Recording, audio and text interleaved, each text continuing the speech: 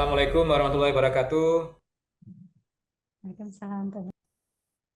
Selamat siang, Bapak-bapak dan Ibu-ibu semuanya. Hari ini Waalaikumsalam kami warahmatullahi mengundang Bapak-bapak dan Ibu-ibu. eh, Mungkin nanti juga akan dijelaskan sepintas oleh Pak David, kemudian dilanjutkan lebih detail oleh Pak Anton. Info yang kami dapatkan, eh, Direktorat Diseminasi dan Pemanfaatan Sains dan Teknologi itu akan membuka program baru yang ditujukan untuk pemanfaatan sains dan teknologi di masyarakat. Ini mirip dengan pengabdian masyarakat, mirip ya, atau nanti kita akan dengarkan bersama dari Pak Anton. Kenapa kita mengundang atau kami mengundang bapak-bapak dan ibu-ibu dari pusat? Karena ini sebenarnya yang bisa mengajukan proposal ini adalah dari pusat, bukan perorangan dosen. Ada juga program yang perorangan dosen, mungkin nanti kita akan buat sesi khusus ya, mungkin Pak David ya. Besaran dananya sekitar 200 juta rupiah per judul. Jadi dana ini terus terang saja lebih besar dibandingkan dengan dana-dana yang kami berikan di Direktorat Pengabdian Masyarakat dan Layanan Kepakaran. Jadi kami di sini memberikan dana tergantung dari ringnya. Kalau misalkan ring 1 atau di Jawa Barat ini 50 juta maksimum, sampai ke 3T itu 150 juta maksimum. Nah, ini kesempatan sebenarnya untuk mendapatkan pendanaan dari tempat lain, apalagi kalau misalnya dari pusat-pusat ada sesuatu yang bisa diaplikasikan di masyarakat. Jadi tujuannya lebih banyak ke situ. Lebih detail nanti akan disampaikan oleh Pak Anton ya. Kemudian sebelum mulai mungkin saya akan berikan kesempatan kepada Pak David Prambudi Sahara sebagai Deputi Direktur Pengabdian Masyarakat untuk menyampaikan sepintas mengenai program ini. Ya, terima kasih sekali lagi atas kehadiran Bapak-bapak dan Ibu-ibu. Selamat siang. Assalamualaikum warahmatullahi wabarakatuh. Assalamualaikum warahmatullahi wabarakatuh. Terima kasih Pak Zul. Mungkin melanjutkan sedikit yang disampaikan Pak Zul. Perkenalkan lagi, saya David Zahara, saya dari Teknik Geofisika FTTM. Kebetulan di tahun ini diminta untuk Pak Zul menjadi Deputi Direktur di DPMK gitu ya.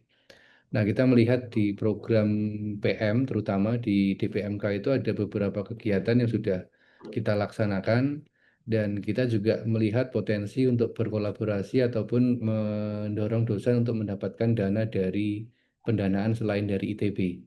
Dan kalau kita lihat di sini ada yang dari Direktorat Diseminasi dan Pemanfaatan Sains dan Teknologi, Kemendikti-Saintek, yang kalau kita lihat dari Kemendikti-Saintek itu di akhir-akhir di pertengahan tahun ini kok banyak sekali call for proposal begitu ya, yang mana kalau kita lihat mungkin sebelumnya itu Bima itu cukup sedikit yang mendaftar terkait pengabdian masyarakat. Makanya di program yang ada sekarang ini, dan kebetulan kita ada Pak Anton, mungkin minta mohon membantu untuk menjelaskan, biar harapan kita adalah makin banyak dosen ITB yang kemudian bisa berpartisipasi dalam program tersebut begitu ya.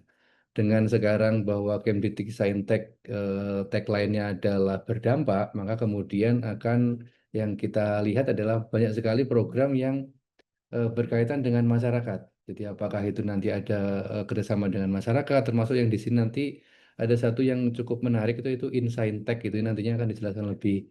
Mohon bantuan Pak Anton untuk menjelaskan, itu ada kaitannya bahwa ini nanti berkolaborasi dengan masyarakat, kalau saya tidak salah ini ya. Jadi ke jumlah nanti ada kegiatan edukasi saintek yang dilakukan, kemudian jumlah masyarakat yang terlibat, dan kemudian adanya kolaborasi antara pusat penelitian dengan pemangku kepentingan. Nah, ini kan cukup menarik untuk kita.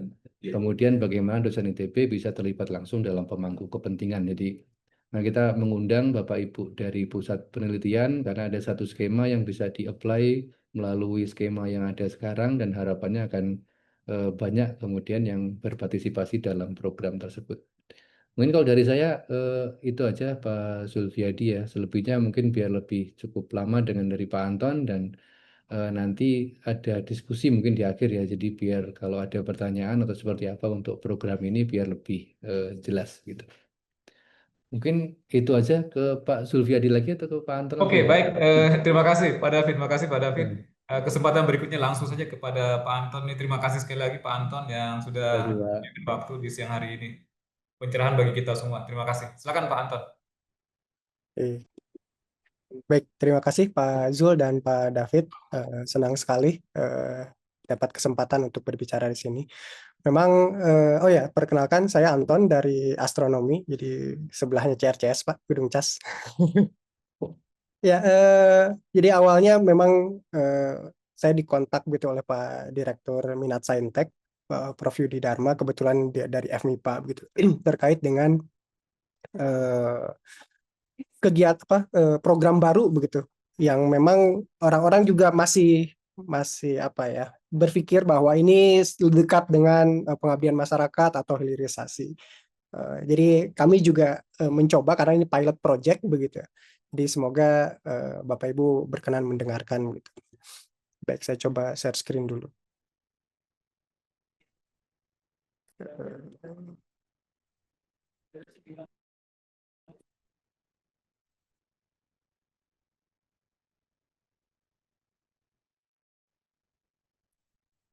Baik, semoga sudah terlihat Bapak Ibu sekalian.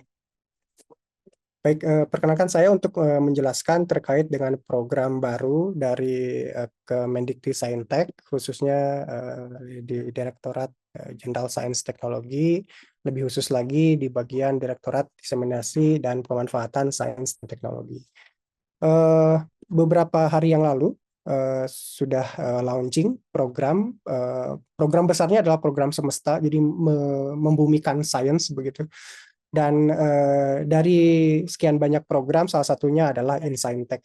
InScientech ini sebenarnya bukan merupakan eh, kependekan begitu, tapi eh, bisa diartikan berbagai macam hal. Di kata InScientech ini itu bisa disebutkan sebagai inspiratif, kemudian inklusif, inovatif, dan lebih besarnya adalah insan berpengetahuan.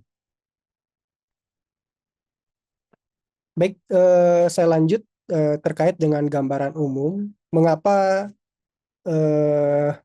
program ini dibentuk atau dibuat begitu. Jadi Kementerian Kemendikti-Saintek menyadari bahwa kita mengalami masalah yang serius, yaitu terkait dengan tantangan rendahnya literasi sains, teknologi, teknik, dan matematika di tingkat masyarakat.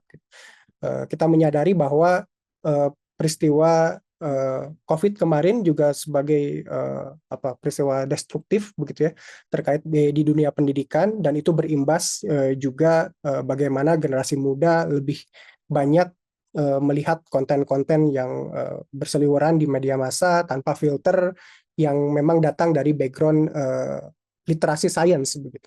Jadi harapannya program semacam ini bisa meluas di masyarakat sehingga masyarakat terdidik untuk membedakan setidaknya informasi yang benar dan salah itu seperti apa. Nah, kalau di breakdown lagi oleh tim kementerian bahwa rendahnya partisipasi publik dalam isu-isu berbasis teknologi. Jadi misalnya kalau kita lihat bagaimana isu terkait dengan energi terbarukan, kemudian digitalisasi, kesehatan berbasis sains, itu masih banyak masyarakat yang keliru dalam menanggapi isu-isu tersebut. Misalnya dalam kasus vaksin, banyak sekali isu-isu yang berseliweran dan tidak ada filter dari literasi sains. Sehingga banyak sekali masyarakat yang pro kontra akan, tentu saja pro kontra itu bagus, tapi jika diselipkan dengan misalnya klinik dan sebagainya, itu menjadi sesuatu yang di luar nalar sains begitu, dan itu terjadi di masyarakat kita. Sehingga dalam membahas isu-isu tersebut pun kita tidak punya kekuatan atau partisipasi publik yang tinggi begitu. Nah, selanjutnya adalah dari beberapa pemberitaan disebutkan bahwa banyak perguruan tinggi yang mendapati program studi yang berbasis sains teknologi begitu ya, untuk beberapa kasus itu mendapati jumlah pendaftar yang sangat minim gitu. Sehingga jika kita berorientasi kepada masa depan, ini akan menjadi masalah atau bola salju di masa depan. Minimnya jumlah talenta yang memilih jalur pendidikan, terutama di Saintek, itu perlu menjadi perhatian khusus. Kemudian pemahaman masyarakat begitu ya. Jika kita perhatikan banyak sekali, misalnya bukan hanya di perkotaan tapi di pedesaan, bahwa sebenarnya masyarakat itu sudah terlatih secara praktis, misalnya menentukan kapan waktu untuk bertani, kemudian bagaimana masyarakat nelayan menentukan waktu untuk menangkap ikan dan sebagainya. Itu kan sebenarnya mereka tahu dari turun-temurun gitu. Tapi jika mereka tahu bahwa itu sebenarnya ada penjelasan sains, dan sehingga mereka bisa meningkatkan kompetensinya untuk meningkatkan hasil panen dan juga hasil menangkap ikan yang lebih bagus, rasanya akan baik. Sehingga pemahaman di masyarakat perlu menjadi perhatian khusus juga, bahwa sebenarnya sains itu melekat di kehidupan sehari-hari mereka. Nah, kemudian bagaimana menghadapi tantangan tersebut? Nah, dari Kemendikti itu menyasar setidaknya perguruan tinggi itu harusnya memiliki posisi strategis begitu sebagai pusat ilmu pengetahuan. Selain pusat ilmu pengetahuan, juga harusnya kampus-kampus tersebut bisa menebar dampak begitu, khususnya ke sekitarnya, sehingga dapat menjembatani kesenjangan literasi STEM antara dunia akademik yang mungkin sekarang disebut menara gading gitu ya, dengan masyarakat umum yang sudah terkadang antipati atau anti sains. Jadi sesuatu yang mereka anggap sains itu terlalu rumit untuk dipahami, pada ujungnya menimbulkan antipati sains. Nah, itu yang tidak ingin terjadi gitu ke depannya. Nah, kalau dari segi program secara umum, jadi program ini dibuat untuk memperkuat ekosistem saintek nasional yang kokoh. Kita tahu bahwa di Indonesia banyak sekali atau ribuan perguruan tinggi begitu ya. Harapannya jika setiap perguruan tinggi itu bisa melakukan program atau bahkan memiliki pusat STEM, harapannya itu bisa membuat lingkaran-lingkaran pengaruh di sekitarnya yang nanti juga akan beririsan dengan lingkaran pengaruh dari univ yang lain, sehingga jangkauannya meluas begitu. Tuh, jadi diharapkan juga kegiatannya berkelanjutan dengan keterlibatan aktif dari perguruan tinggi melalui diseminasi pemanfaatan sains dan juga teknologi pada masyarakat. Nah, kemudian tadi yang seperti saya singgung di bagian awal, InScientek, jadi program InScientek ini, in-nya itu bisa berupa inisiatif nasional. Jadi ini adalah simpul kolaboratif dari Tridharma Perguruan Tinggi dan Hilirisasi. Jadi bukan hanya semata bentuknya pengabdian masyarakat, tapi simpul keempat ini begitu ya.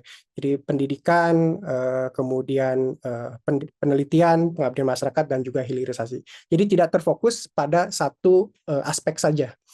Jadi harapannya dengan pemenuhan tadi sebagai simpul kolaboratif, dampak sosialnya cukup tinggi begitu ya, yang dapat menumbuhkan budaya ilmiah, memperluas pemanfaatan iptek secara inklusif, mempercepat ekosistem saintek yang produktif, adaptif, berdampak, dan berdaya saing. Yang selanjutnya adalah inspirasi Nusantara, jadi memfasilitasi diseminasi ini oleh perguruan tinggi kepada pemangku kepentingan. Jadi bisa ke pemerintah daerah atau langsung ke masyarakat atau bahkan ke organisasi-organisasi kemasyarakatan. Jadi harapannya kegiatan yang dibentuk nanti adalah kegiatan yang inovatif, kemudian menimbulkan inspirasi terutama ke generasi muda, dan itu mudah direplikasi oleh masyarakat sekitar. Selanjutnya adalah inovasi dan interaksi. Nah, selanjutnya adalah ini beberapa kalau dipetakan begitu ya. Jadi bagaimana ciri khas dari kegiatan ini, ciri khas dari InScientek itu tentu saja inginnya menjangkau masyarakat yang luas, kemudian melibatkan publik lewat dialog, demo, dan sebagainya.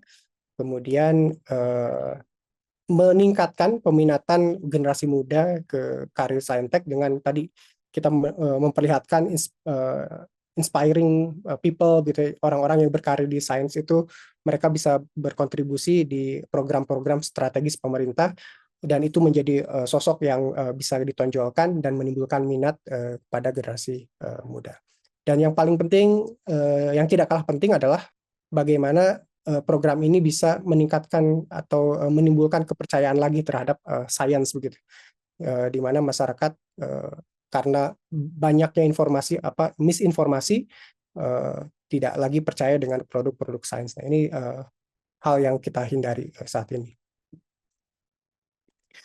Kemudian tujuan dari dibentuknya program ini tentu saja ingin menimbulkan partisipasi, perluasan partisipasi aktif dari publik. Bisa nanti kegiatannya nanti ada beberapa contoh gitu ya, langsung seperti demo, lokakarya.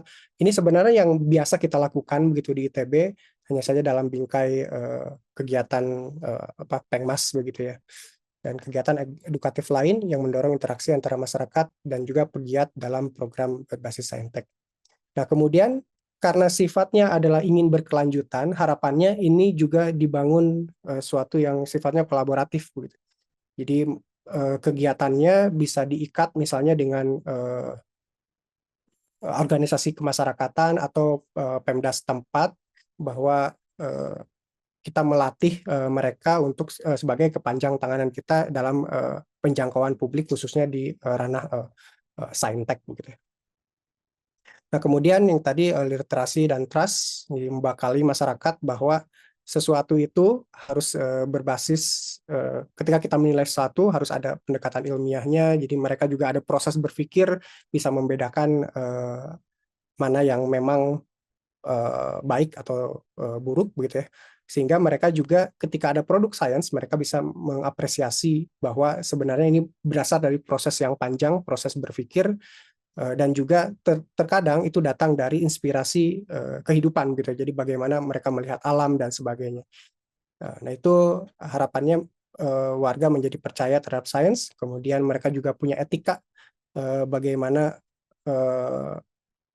mengkritisi sebuah kebijakan dan juga tanggung jawab terhadap kebijakan yang di mana masyarakat juga terlibat dalam proses penyusunannya begitu.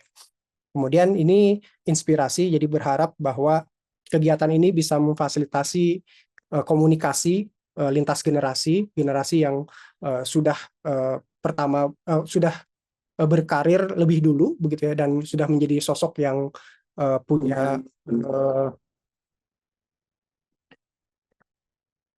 mohon maaf sebentar. Baik.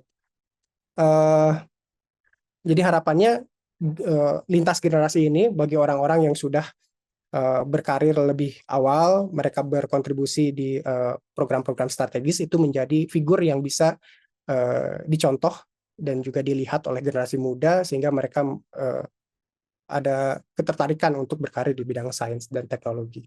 Nah, ini harapannya bisa mendorong atau memperkuat fondasi dalam membangun Astacita yang sebagai program dari Pak Presiden. Nah, kemudian hasil yang diharapkan seperti apa? Tentu saja yang pertama terlaksananya kegiatan edukasi berbasis saintek. Jadi dalam kegiatan ini sebenarnya tidak harus sesuatu yang sifatnya mengaplikasikan hasil penelitian gitu, tapi kita mendesiminasikan atau menebarkan konsep-konsep sains sederhana di masyarakat, terutama yang punya relasi dengan kehidupan mereka, itu sangat didorong di program ini. Sehingga nanti harapannya mereka tahu jika ada pertanyaan tertentu terkait dengan sains, kemana mereka harus bertanya gitu. Jadi siapa yang akan mereka tuju dan sebagainya. Nah, kemudian yang selanjutnya adalah terbentuknya jejaring kolaboratif antara pusat atau sentra saintek gitu ya, dengan masyarakat dunia usaha, dunia industri, atau komunitas dan juga pemerintah daerah. Jadi ini dengan jejaring ini harapannya dampaknya bisa meluas dan bisa berkelanjutan gitu. Kemudian ini yang tadi sempat dibahas, kesadaran publik, meningkatkan pemahaman, etika, dan kepercayaan terhadap konsep dasar saintek. Nah, kalau mungkin di ITB kita mengenal istilah publisitas, mungkin publisitas itu lebih umum dikenali di ITB untuk kegiatan-kegiatan semacam ini. Jadi bagaimana ketika nanti Bapak Ibu mengajukan kegiatan, kemudian berkegiatan, kegiatannya juga bisa direkam menjadi sebuah narasi video atau menjadi sebuah berita yang bisa dilihat oleh orang lain gitu di luar lingkup kegiatan tersebut. Harapannya mereka juga terinspirasi untuk membuat kegiatan serupa dan itu memperluas dampak dari kegiatan Bapak Ibu sekalian. Nah, indikatornya apa? Untuk kegiatan yang berupa pilot project, indikator yang dirumuskan adalah tentu saja jumlah kegiatan edukasi saintek yang dilaksanakan. Jadi sebenarnya angka 200 juta itu diharapkan tidak hanya satu kegiatan, terkecuali kegiatan itu cukup masif begitu ya, mendatangkan orang yang sangat banyak dan juga mendatangkan apa ya, selain crowd juga menghimpun kegiatan-kegiatan kecil lainnya. Tapi jika tidak bisa demikian, maka Bapak Ibu bisa memecahnya jadi beberapa kegiatan gitu. Nah, ini yang menjadi tantangannya. Mengapa demikian? Karena Bapak Ibu harus menyelesaikannya dalam waktu sekitar 3 bulan begitu untuk menghabiskan dana maksimum 200 juta tadi. Nah, selain jumlah kegiatan, tentu saja tadi dibobot begitu ya, jumlah kegiatan tidak harus banyak, tapi dilihat juga itu dampaknya akan seperti apa. Nanti disandingkan dengan indikator yang kedua. Jadi satu kegiatan bisa melibatkan partisipasi masyarakat itu berapa banyak. Nah, kemudian dalam kegiatan tersebut mungkin ada semacam nanti kira-kira jika kegiatan ini terus berlanjut, model kolaborasinya seperti apa? Apakah akan menjadi kegiatan yang rutin dilaksanakan dengan pemerintah daerah atau seperti apa dengan stakeholder yang lain begitu. Selanjutnya adalah publisitasnya. Jadi bagaimana exposure dari kegiatan tersebut. Jadi direncanakan misalnya Bapak Ibu berencana di 5 media massa besar di Indonesia atau video di mana begitu ya, dan itu bisa dicatatkan. Gitu. Nanti akan disinkronkan dengan kegiatan Bapak Ibu sekalian. Nah, ini penerima manfaatnya tentu saja yang pertama adalah perguruan tinggi itu sendiri. Jadi harapannya perguruan tinggi akan terlihat dampaknya ke masyarakat sekitar, sehingga bisa saya katakan bahwa program ini berbeda dengan tadi yang disebutkan Pak Zul bahwa kita punya ring gitu ya, ring 1, ring 2, ring 3. Pada program ini lebih disukai program-program yang dikerjakan di sekitar universitasnya. Jadi harapannya universitasnya itu mendesiminasikan keilmuan yang memang ada di universitas tersebut agar masyarakat sekitar itu menjadi agent bahwa kalau ingin bertanya kami punya nih, misalnya kalau sekitar Bandung kami punya nih ITB begitu.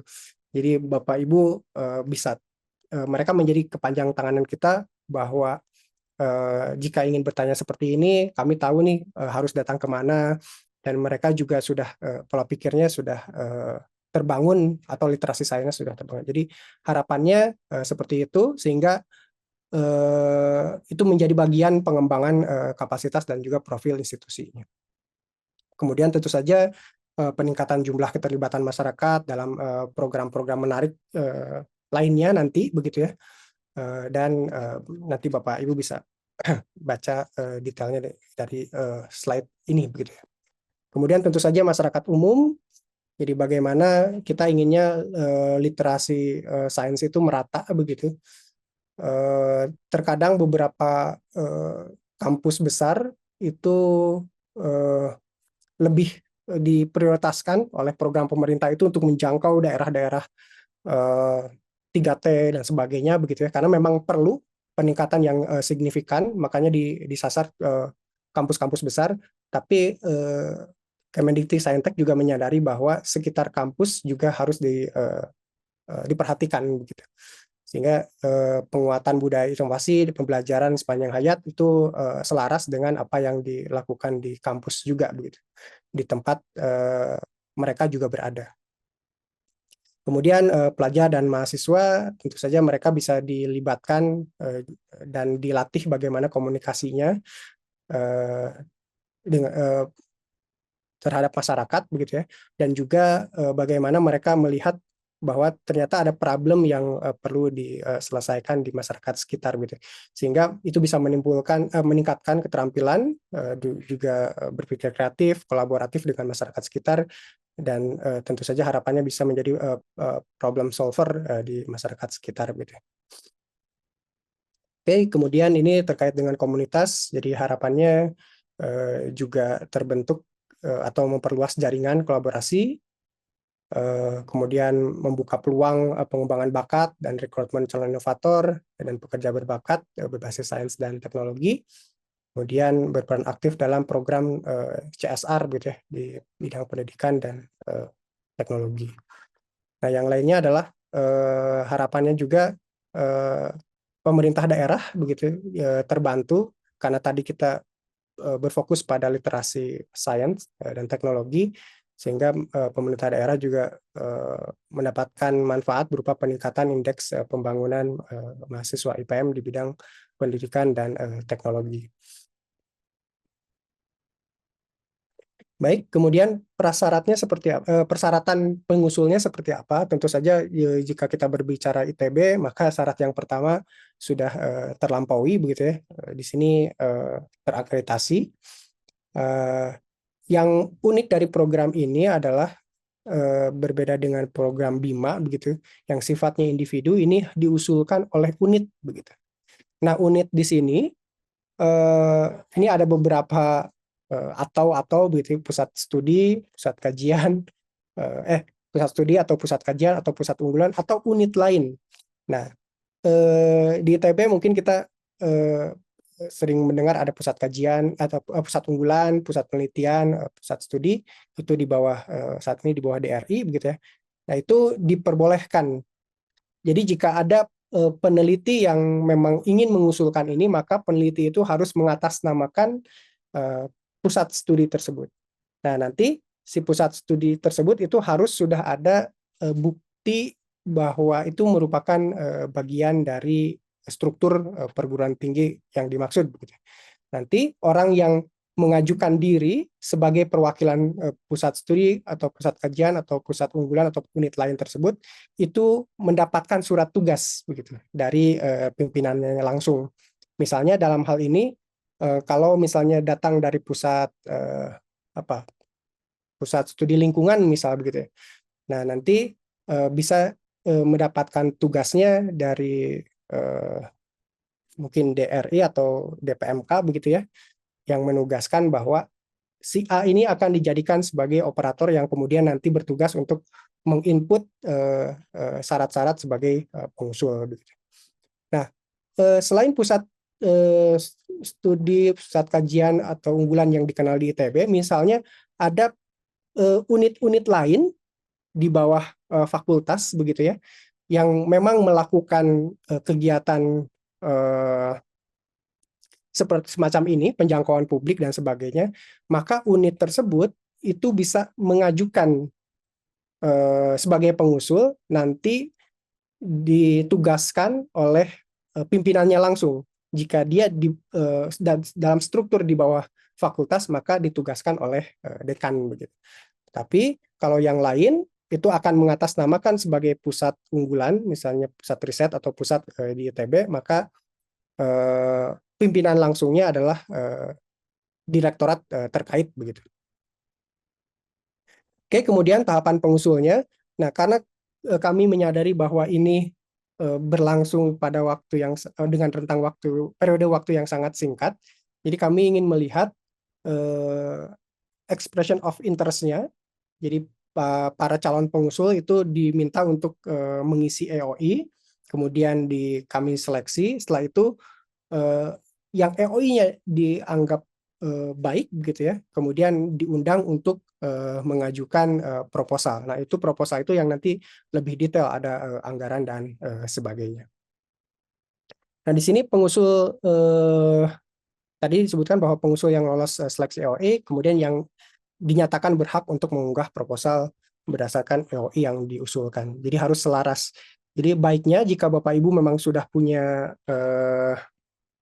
ketertarikan atau ingin mengusulkan EOI, Bapak Ibu juga sudah menyiapkan draft proposalnya. Barangkali itu lolos begitu, EOI-nya lolos, maka tinggal nanti ditambahkan sedikit untuk diusulkan proposalnya. Nah, juga nanti karena ini program pilot, tentu saja program-program yang dinilai menarik dan punya dampak tinggi oleh pakar nanti akan diajak berdiskusi untuk proposal-proposal yang terpilih gitu. Jadi nanti ada semacam BIMTEK bersama tim pakar untuk lebih bukan memperbaiki tapi meningkatkan kualitas dari kegiatan Bapak Ibu sekalian gitu. Jadi nanti ada sifatnya pendalaman usulan proposalnya. Nah, tadi disinggung juga oleh Pak Zul bahwa memang ini cukup besar begitu ya. Di total usulan pendanaan maksimumnya adalah 200 juta dengan rambu-rambunya yang kurang lebih umum begitu ya. Di sini ada persentase minimal 80% itu digunakan untuk kegiatan utamanya. Jadi misalnya pembelian bahan habis, kemudian sewa peralatan, konsumsi, akomodasi, transportasi, honor narasumber, dan atau honor pembantu lapangan yang relevan dengan pelaksanaan kegiatan utama. Nah, tentu saja di sini tidak ada pembelian barang modal gitu ya. Jadi diikat dengan contoh-contoh usulan RAB seperti ini. Kemudian yang pendukungnya maksimal 20% yaitu terkait dengan pengeluaran kegiatan sifatnya koordinatif begitu. Jadi kalau ada transportasi dalam kegiatan membangun kolaborasi dengan mitra di awal, koordinasi untuk kegiatan besarnya itu masuknya ke kegiatan pendukung.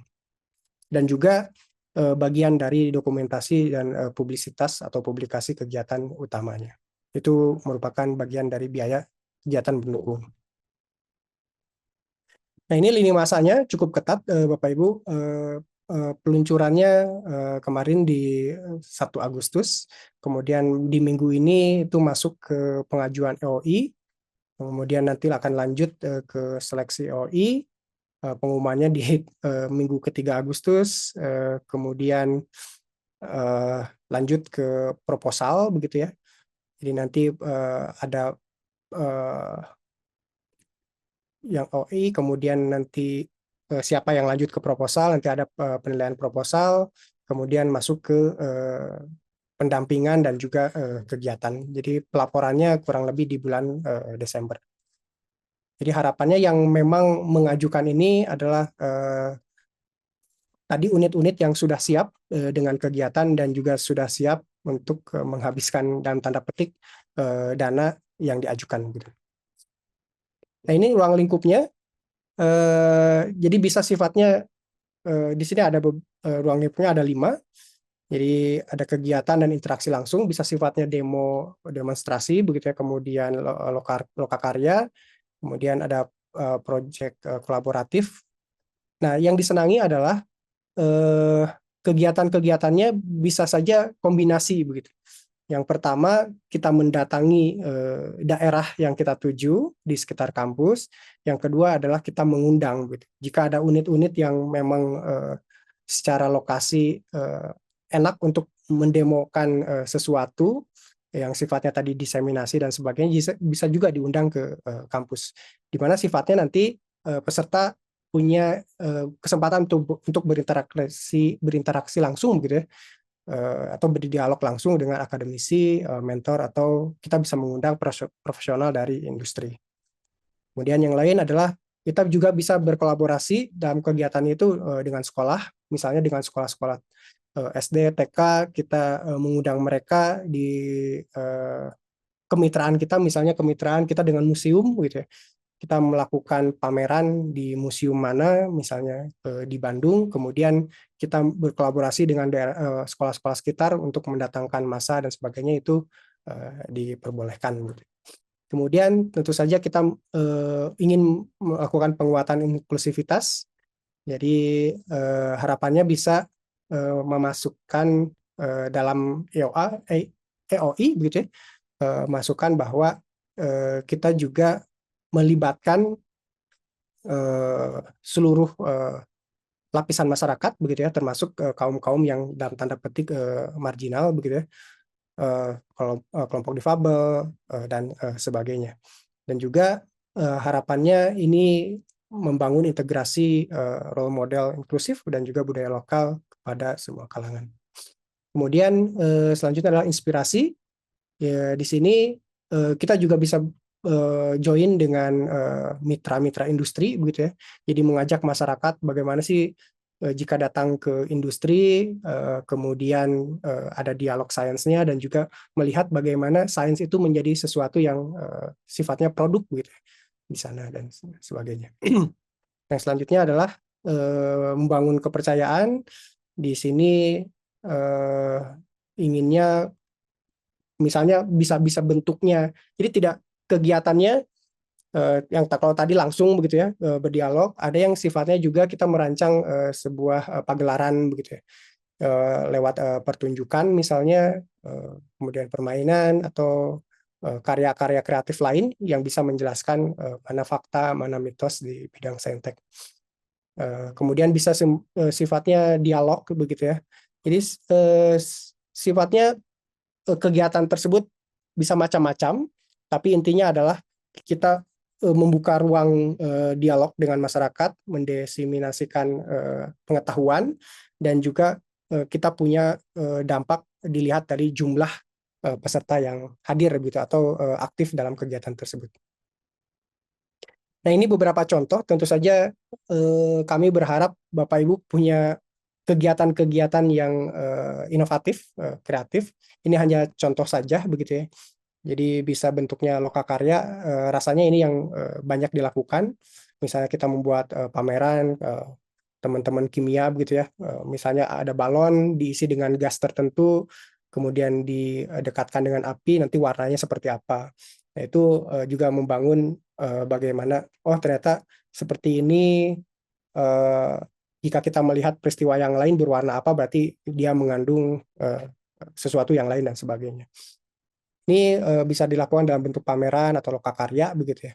Kemudian yang lainnya adalah kita bisa berkolaborasi dengan teman-teman dari bahasa dan juga dari seni peran gitu ya, untuk misalnya membuat dongeng bagi anak-anak gitu ya, untuk membacakan misal cerita sains yang begitu menarik, atau juga kita melakukan bermain peran terkait dengan biografi tokoh sains kepada anak-anak. Itu bisa seperti itu. Nanti dalam pagelaran tersebut bisa disisipkan misalnya eksperimen-eksperimen kecil begitu ya, yang terkait dengan cerita anak.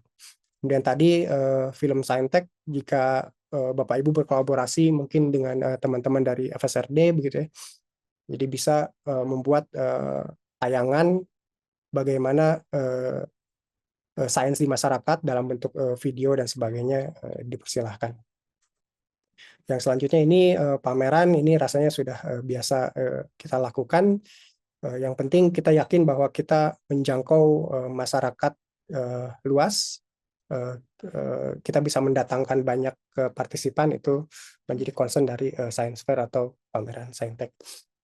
Ini hanya contoh saja, jadi Bapak Ibu silahkan, saya yakin dari setiap keilmuan, dari setiap pusat atau unit yang lainnya punya kekhasannya masing-masing, sehingga yang penting ketika menyampaikannya di EOI itu cukup jelas dan terbayang oleh para pakar begitu.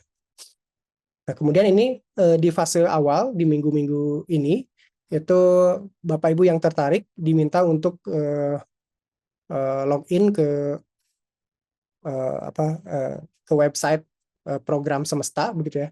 Kemudian di sana silakan untuk mengisi pernyataan minat atau expression of interest di sini. Nah, ini di fase sekarang itu di minggu kedua begitu ya, minggu kedua sekarang itu pengajuan EOI. Jadi isinya seperti apa? Isinya adalah kurang lebih ada 5 bagian, di mana di 5 bagian itu Bapak Ibu menceritakan bagaimana si tim itu atau si pusatnya atau unitnya begitu ya, menjelaskan bagaimana kegiatan-kegiatan atau mungkin roadmap dari pusat tersebut yang berkaitan langsung dengan diseminasi masyarakat. Jadi jika ada riwayat kegiatan sebelumnya itu baik juga disampaikan di sana. Jadi akan memperlihatkan bagaimana kapasitas dari unit tersebut dalam kegiatan semacam ini. Kemudian kami juga ingin melihat bagaimana persepsi terhadap program. Jadi bagaimana pemahaman pengusul terkait program Insaintek berdasarkan sosialisasi ini. Jadi harapannya Bapak Ibu tidak terjebak dengan program pengabdian masyarakat. Nah ini yang agak sulit begitu, pengabdian masyarakat atau hilirisasi. Jadi Bapak Ibu harus kerangka berpikirnya adalah ini adalah simpul gitu, yang sifatnya diseminasi. Jadi konsepnya adalah kita langsung ke tadi menjangkau indikator keberhasilannya saja begitu. Jadi sifatnya simple, sebisa mungkin menggunakan bahan-bahan yang ada dan sebagainya, tapi jangkauan ke masyarakatnya luas. Jadi kalau bisa diselenggarakan dalam beberapa kegiatan dalam rangka untuk menjangkau masa yang lebih luas, itu yang mungkin bisa dipaparkan gitu. Kemudian motivasi pengajuan, kemudian usulan kegiatannya akan seperti apa saja, seperti yang mungkin tadi dicontohkan. Kemudian, nah ini rencana pengembangannya seperti apa? Jika Bapak Ibu berpikir bahwa kegiatannya dalam beberapa tahun ke depan, mungkin baik juga jika diuraikan dalam bentuk roadmap begitu ya, atau rencana pengembangan di unit tersebut dalam bingkai diseminasi atau penjangkauan publik kepada masyarakat khususnya di bidang saintek gitu. Jadi kurang lebih seperti itu. Jadi Bapak Ibu, saya rasa rekaman dan materi sosialisasi pada tanggal 1 Agustus sudah ada. Jadi nanti bisa dilihat di tautan ini. Kemudian Bapak Ibu bisa mulai mendaftarkan diri di laman semesta.kemendiktisaintek.go.id. Mungkin saya akan coba perlihatkan gitu sebentar. Mana ya?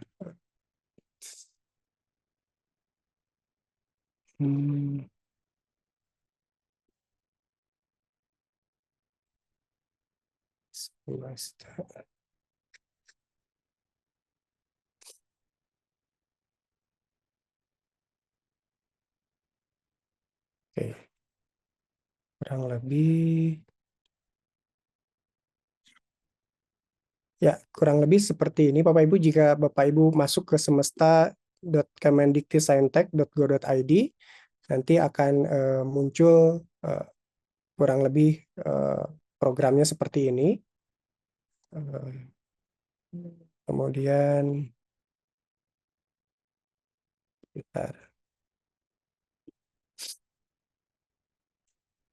saya cek dulu.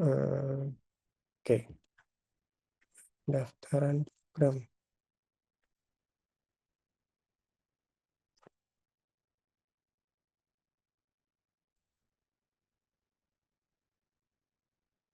Jadi di bagian layanan digital, jadi ketika Bapak Ibu masuk ke semesta.kemendiktisaintek.go.id, di sana ada layanan digital, kemudian masuk ke pendaftaran program.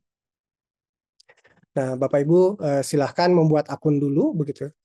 Jadi nanti misalnya kalau Bapak Ibu datang dari pusat artificial intelligence, maka lembaganya pusat artificial intelligence.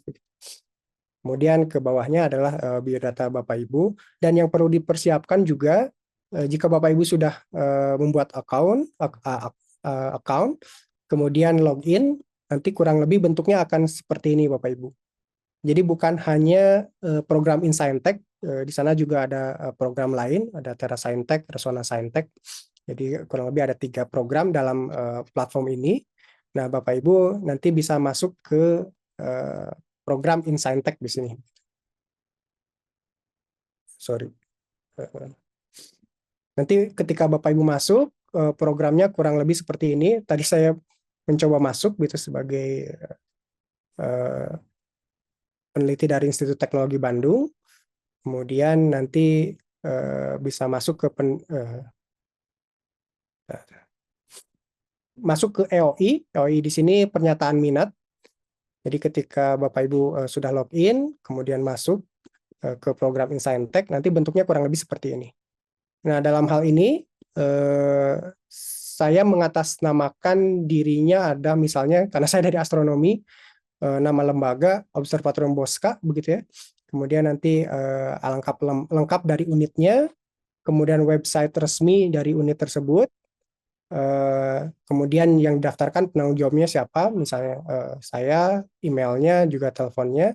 Nah, kemudian harus dilengkapi dengan SOTK-nya. Jadi di mana Bosca itu berada begitu. Kalau di kami Bosca itu berada di bawah fakultas dari FMIPA gitu. Nanti itu yang dilampirkan dokumennya. Kemudian jika saya ingin menjadi pengusul begitu ya, mewakili Bosca, maka saya harus meminta surat dari pimpinan. Jadi pimpinan dalam hal ini pimpinan langsungnya begitu ya. Jadi Bosca saya harus minta ke dekan FMIPA gitu. Ditugaskan sebagai operator dalam program Insaintek ini. Kemudian dimasukkan. Nah, di sini kemudian Bapak Ibu mengisi setiap bagiannya sekitar maksimal 500 kata. Yang tadi ada latar belakang, unit pengusul. Sebisa mungkin ini yang di-highlight gitu ya, riwayat diseminasi kepada masyarakat. Kapasitas institusi ini misalnya ada alat penunjang seperti apa, kemudian SDM-nya apakah sudah terbiasa melakukan penjangkauan publik atau seperti apa, jumlahnya berapa yang akan ikut dalam tim. Nah, ini baik di-highlight begitu. Kemudian persepsinya tadi, jadi penjangkauan publik itu seperti apa yang menjadi persepsi di unit Bapak Ibu sekalian, tentu saja disesuaikan dengan bisa disesuaikan dengan keilmuan Bapak Ibu di unit atau pusat tersebut. Kemudian ini motivasinya 500 maksimal 500 kata juga. Kemudian usulan kegiatannya. Jadi jika tadi edufair begitu ya, itu dijelaskan di dalam edufair itu apakah akan diisi apa saja, terus crowd-nya seperti apa, siapa saja yang diundang, nanti bentuk kegiatannya apakah kombinasi dan sebagainya. Kemudian ini rencana pengembangan. Di sini harapannya ada unit-unit yang memang atau ada pusat yang harapannya nanti menjadi sentra saintek begitu ya. Jadi tempat masyarakat berdialog dengan Bapak Ibu sekalian melalui pengembangan keberlanjutan dari program yang Bapak Ibu usulkan saat ini. Mungkin begitu dari penjelasan dari saya kembalikan ke Pak Zul atau Pak David.